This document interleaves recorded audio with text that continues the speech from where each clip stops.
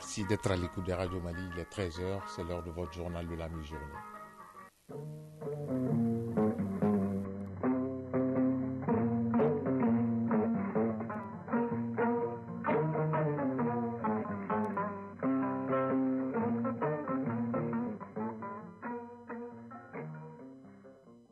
Le journal Ousmane Daou.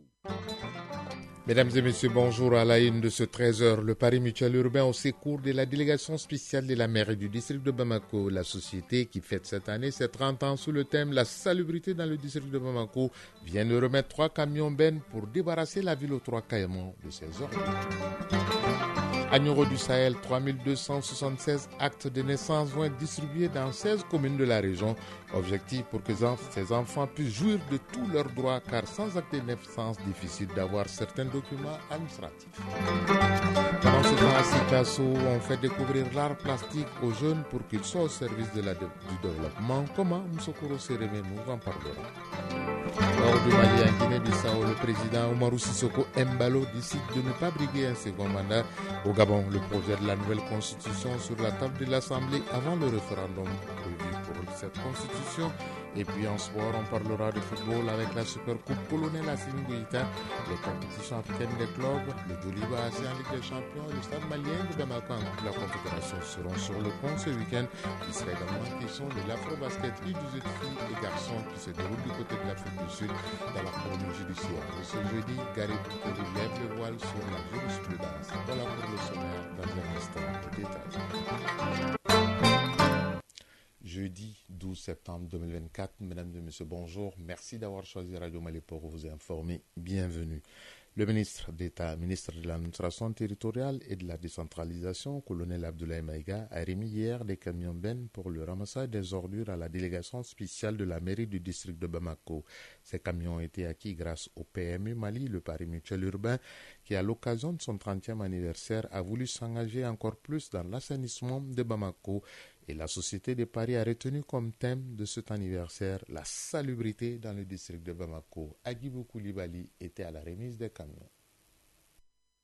Bamako, la capitale malienne, avec près de 3 millions d'habitants, fait face à de sérieux défis en matière d'assainissement et de gestion des déchets. En 2023-2024, la ville a produit environ 3 millions de mètres cubes de déchets solides, dont seulement plus d'1,5 million de mètres cubes ont été évacués, soit un taux d'évacuation de 60%. C'est dans ce contexte que PMU Mali, à l'occasion de son anniversaire, célébré sous le thème « La salubrité dans le district de Bamako », a offert 3 camionnettes à la délégation spéciale de la mairie du district. Cet appui en matériel vient à point nommé pour alléger le fardeau des autorités municipales en matière de gestion des ordures. Fassiri Doumbia, directeur de PMU Mali. À travers Bamako, depuis un certain temps, nous constatons qu'il y a quand même un gros effort d'assainissement à travers toute la ville. Nous avons donc jugé nécessaire de porter notre petite pierre avec l'accord bien sûr de notre tutelle, le ministère de l'économie et des finances.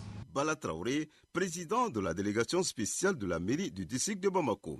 3 camionnettes de marque Tata, ayant chacune une puissance de 90 chevaux, 5 vitesses, 4 cylindres et une capacité de 5 tonnes. Ces 3 camions seront d'autant plus utiles que le transport des déchets solides vers les dépôts de transit constitue un maillon essentiel de la chaîne du processus d'assainissement de la DSUA.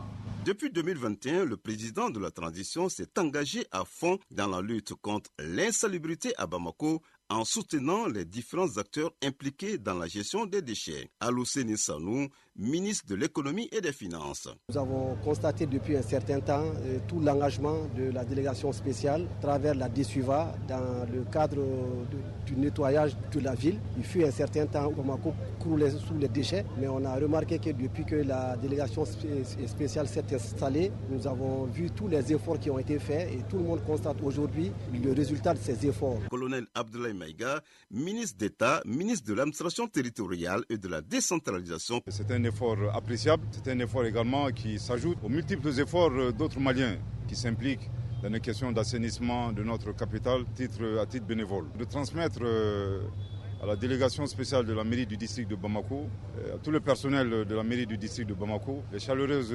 félicitations de son Excellence le Président de la Transition, chef de l'État, son Excellence le colonel Assimi Goïta. Quasiment 3 ans, le chef de l'État a décidé de s'impliquer lui-même personnellement dans les questions d'assainissement de notre capitale. C'est un début. Je pense que ce que le Mali vient de faire, c'est un message à l'endroit de tous les Bamakois que nous invitons à plus d'implication, plus d'abnégation, à s'intéresser aux questions de salubrité. Et je pense que la situation récente des inondations est venue nous le rappeler qu'il faut beaucoup plus d'efforts, beaucoup plus d'abnégation. Et je pense que dans les mois à venir, nous nous attellerons bien entendu à relever ce défi.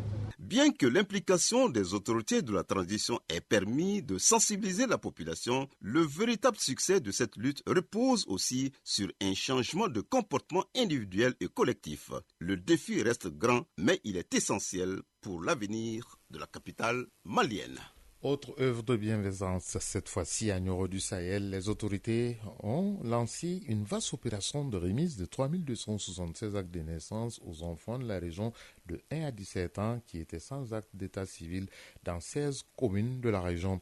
L'objectif des autorités, c'est de permettre aux enfants niorois de posséder un extrait d'acte de naissance. Le point, c'est avec Moussa Diakité depuis Nioro du Sahel.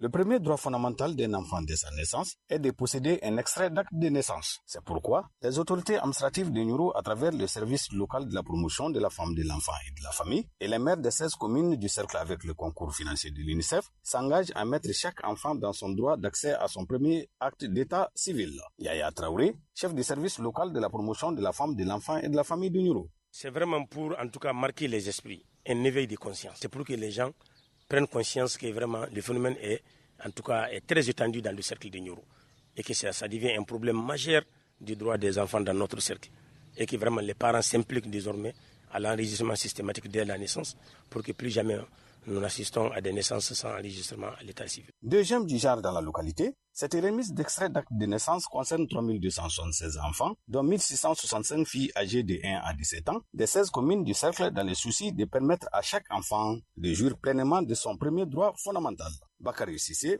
président des municipalités de Nioro. C'est avec une réelle satisfaction que je prends la parole au nom des maires.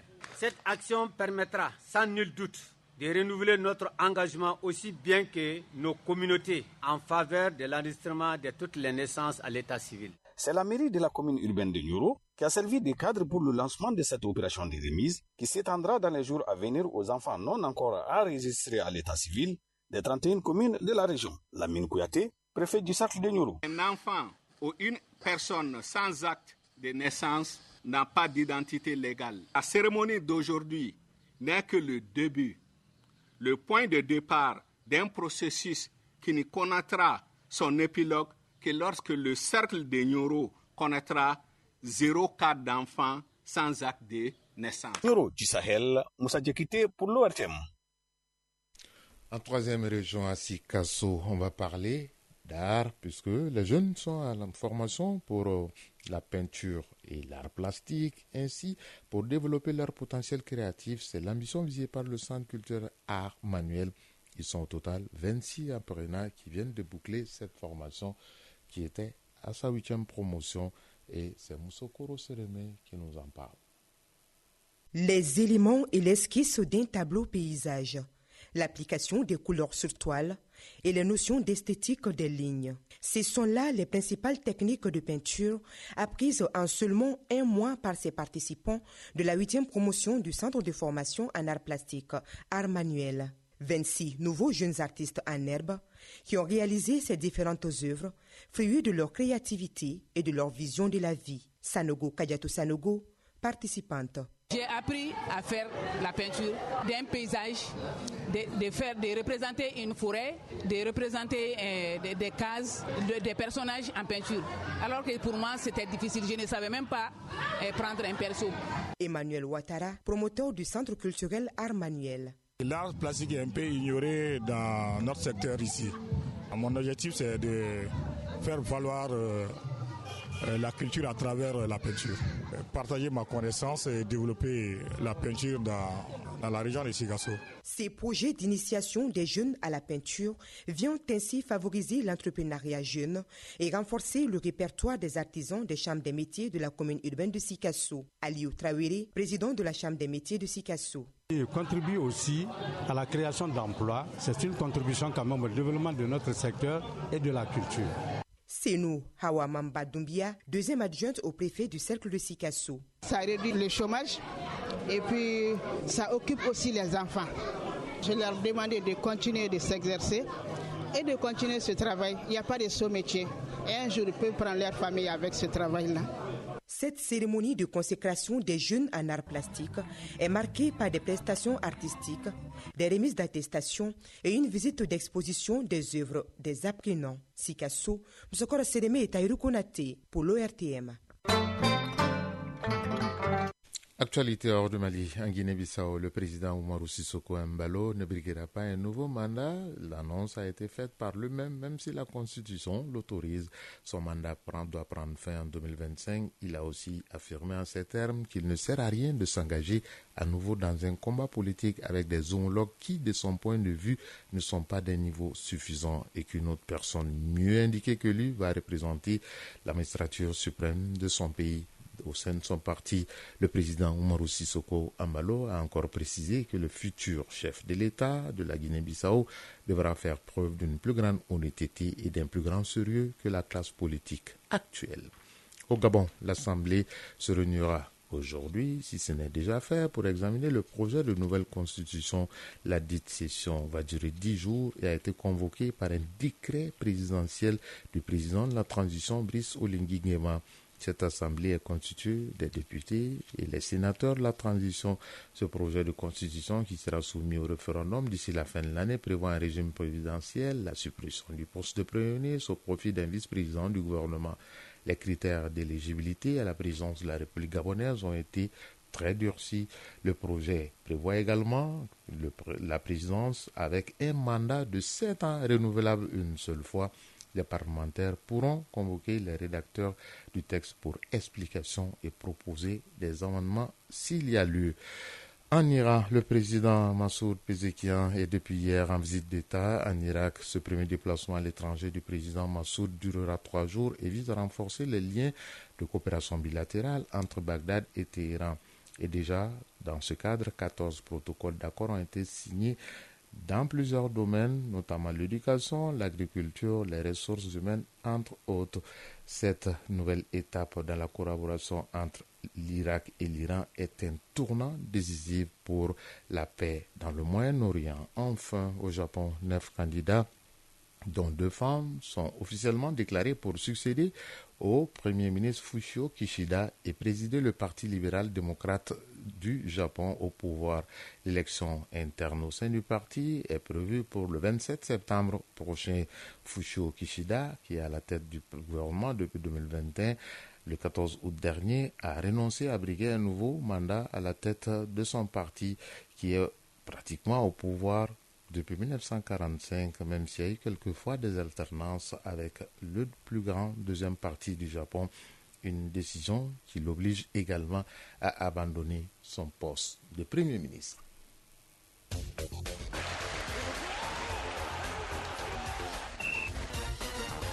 Place à présent l'actualité sportive de cette édition. Ce générique l'annonce, vous l'avez compris, on va parler de Afro-Basket, des moins de 18 ans filles. Le Mali s'est qualifié pour les demi-finales en battant le Rwanda en football sur le continent. L'actualité est dominée par la deuxième journée, par le deuxième tour du tour préliminaire des compétitions africaines qui sont prévues ce week-end. En Ligue des Champions ici, le Djoliba recevra l'Escara du Togo pendant que le Stade malien en Coupe de la Confédération va se déplacer pour défier des Libériens. Et au plan local, au Stade Mamadou Konaté, l'actualité c'est sur le plan football bien sûr la 5e journée de la Supercoupe Colonel Assimi Goïta. Le point de l'actualité c'est avec Abdul Karim Kaba.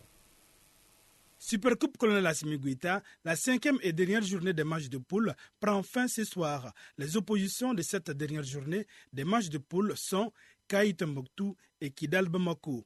Hier, l'équipe de Mopti, déjà éliminée, a été battue par 3-1 par Koulikoro. L'équipe de Ségou l'emporte 2-0 face au gouvernement. Déjà à l'ouverture de cette 5e journée, mardi, au stade Mamadou Konaté, l'équipe de la présidence et celle des Gao ont fait match nul 0 but partout. Le CNT gagne par 4-0 devant l'équipe de Sikasso.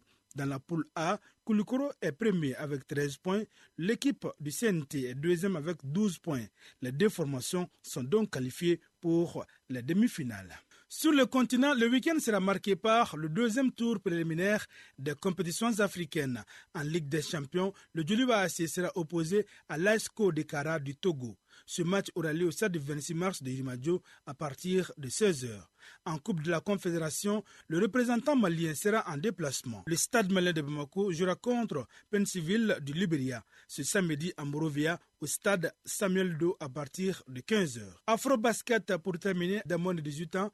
En filles, le Mali s'est qualifié pour la demi-finale en battant le Rwanda. Hier, score final 86-57. Entre autres résultats de ces quarts de finale, l'Ouganda a battu la Tunisie 69-53. Les demi-finales des filles se joueront demain vendredi. Chez les garçons, les Maliens se sont imposés 73-69 devant la Côte d'Ivoire au compte de la 3e et dernière journée des matchs de poule.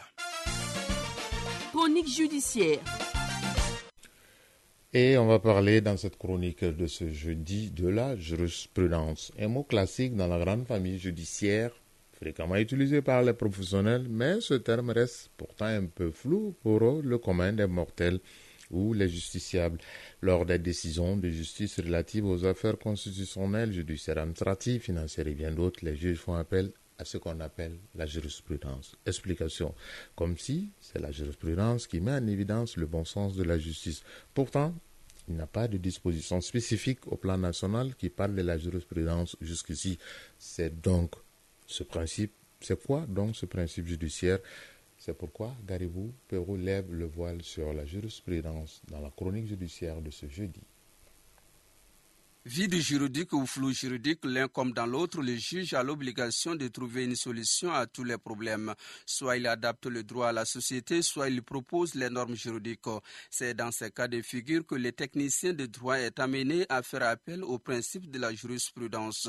Koké Koulibaly, substitut général à la Cour d'appel de Bamako. Le juge ne fabrique pas la loi, mais il applique la loi qui est élaborée par le pouvoir législatif.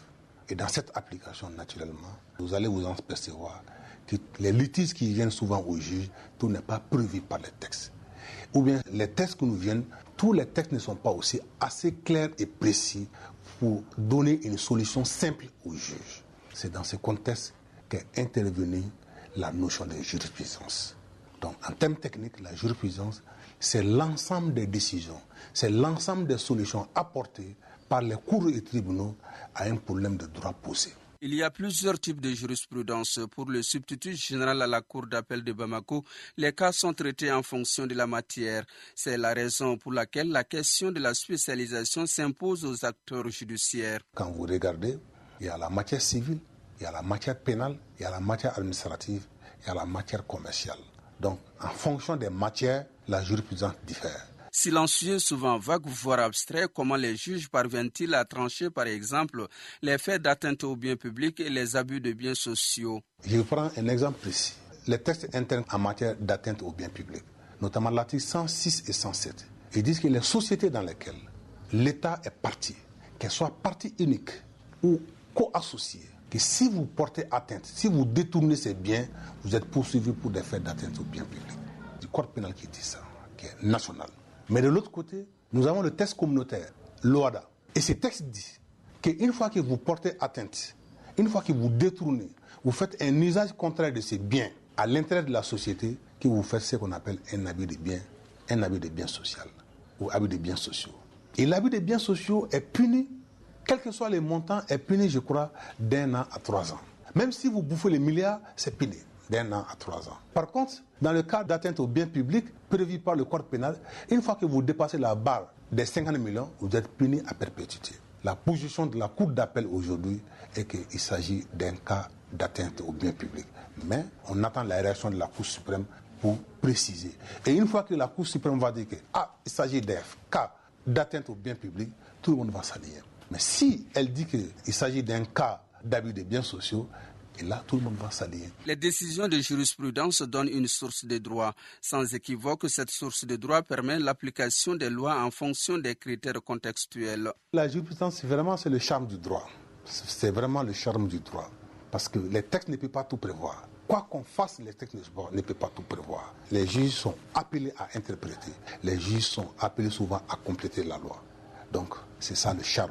Et dans ces cas, que les juges procèdent à l'émergence du droit. Et à côté des juges également, il y a ce qu'on appelle les doctrinaires, les professeurs d'université, qui également, ils commentent des décisions de justice, qui les juges peuvent s'inspirer également de ça encore pour faire parfaire leurs décisions. Prévu nulle part dans les dispositions nationales, la jurisprudence qui désignait hier la science du droit est aujourd'hui un appui juridique, un instrument mis à la disposition du juge afin d'éviter les contradictions dans les décisions de justice. Et jeudi prochain, plaise à Dieu, Garibou Perrault sera là pour d'autres explications pour vous permettre de mieux comprendre la justice et les termes juridiques. Il est 13h20 à Dramani, région de Caille, tout comme à Logo-Kakoulou, toujours dans la région de Caille. C'est la fin de cette session d'information qui vous a été présentée par Ousmane Daou. Réalisation Douraché Diakité, mise en ligne Sekou Traoré, mise en onde Fousseni Sissoko, assisté d'Absi Traoré. Le prochain rendez-vous avec l'actualité sur votre radio nationale, c'est à 19h30. Vous serez en compagnie de Cheikh Mouar Sangaré. Et dans un instant, Kaniketa sera là pour les avis et communiquer. Si vous êtes à table, bon appétit. Si vous avez fini de manger, bonne digestion, bon après-midi à toutes et à tous. Chacun de nous ne peut être une étoile, mais tâchons de briller pour éclairer là où nous sommes. Tout le plaisir a été pour nous de vous servir. Au revoir et à très bientôt.